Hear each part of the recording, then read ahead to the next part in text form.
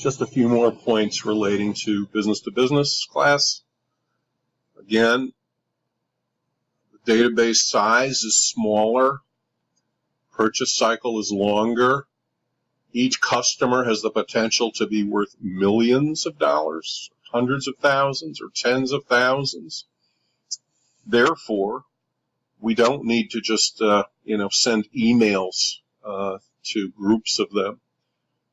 We may want to do that as part of our overall program.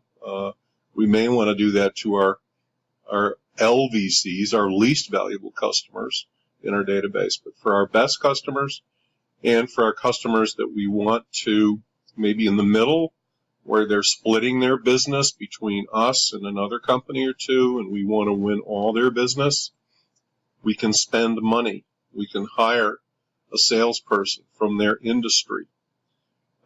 We can entertain these customers if that's allowed. More and more companies these days refuse to accept any kind of gift from a vendor or supplier, including a $10 cheeseburger at lunch. But on the other hand, if you ever are lucky enough to go to the U.S. Open tennis match, which is held in New York City in Queens, in Flushing, Queens, at the end of August, beginning of September every year, you'll see the corporate boxes all around the stadium. The court for the premier matches, the number one court. I think it's the Arthur Ashe Court. And I can tell you that those boxes are almost all bought by companies, and they are used to entertain clients. And I had a student in this spring's database class who used to work at the U.S. Open as a server, and she said she was frequently bringing huge platters of sushi to these boxes, worth hundreds of dollars, probably just gorgeous, fresh sushi, the best, and nobody would eat it.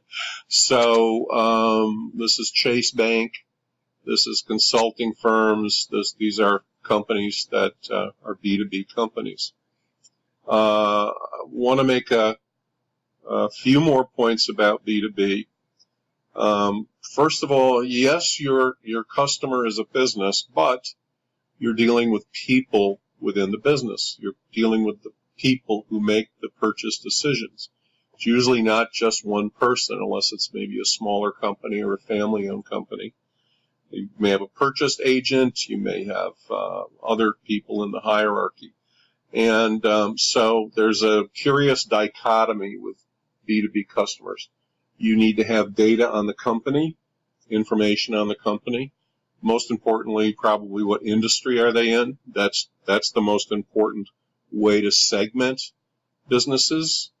When we talk about consumers, we segment by demographics and geographics, age, income, etc. But with businesses, we mainly do our segmenting by industry. So are they in the paper business? Are they in sporting goods? Are they restaurant? What type of industry are they in? And your product is normally, bought by several key industries. That's the first way you segment. And that means that when you hire a salesperson, you hire a salesperson who's worked for one of the companies who are your clients or could be your clients, so they know the industry backwards and forwards. It helps them have a relationship and be trusted and credible with those customers. But so your client is a business, but it's also a person. So typically in a B2B database like a Salesforce.com, it's one of the largest, if not the largest, platforms for CRM, customer relationship management, in a B2B format. You also capture information about the people.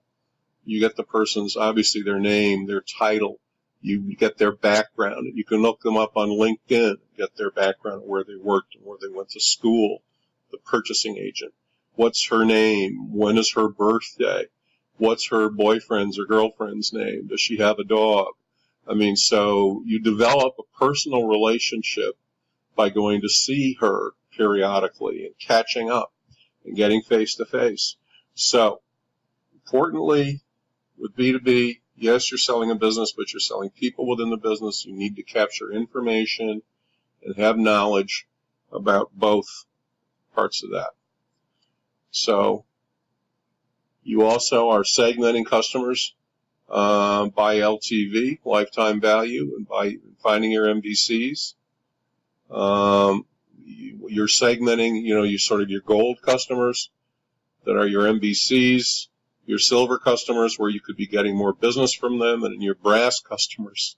So basically, the higher the value, the more upside, the more attention they're getting, the lower value you're relying on. I should be saying automation there, not animation, but I suppose it's animation to some degree as well. You're segmenting by industry type, as I said before, by size of company, by geography. Those are the lines of segmenting in B2B.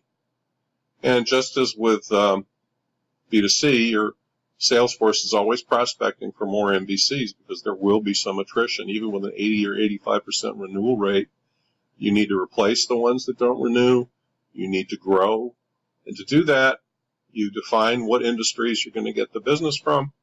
You hire the right salespeople. They cold call. They LinkedIn. They build relationships. They get meetings. You make your pitch, and you try to win the business. So with that, we are now going to have another multiple choice quiz.